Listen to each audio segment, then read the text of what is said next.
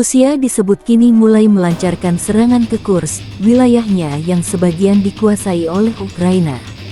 Untuk mengambil alih provinsi tersebut, Presiden Ukraina Volodymyr Zelensky mengatakan bahwa Rusia telah mengerahkan sebanyak 60.000 hingga 70.000 sergadunya. Mereka mengerahkan sebanyak itu, tetapi belum membuat kemajuan serius, kata Zelensky pada pertemuan tahunan ke-20 Strategi Eropa Yalta, Sabtu tanggal 14 September. Presiden Zelensky menjelaskan bahwa sebelumnya ada 40.000 pasukan Rusia di Kursk, namun karena Putin ingin cepat dikuasai, maka pihaknya menambah hingga 70.000 personel. Seperti yang mereka katakan, deokupasi. Sangat menyenangkan bahwa tidak hanya kami, tetapi juga mereka berbicara tentang deokupasi wilayah mereka, kata Zelensky. Menurut Zelensky, ia belum melihat keberhasilan serius apapun.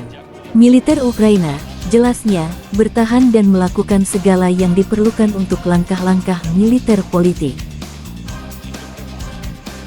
Download Tribun X sekarang, menghadirkan lokal menjadi Indonesia.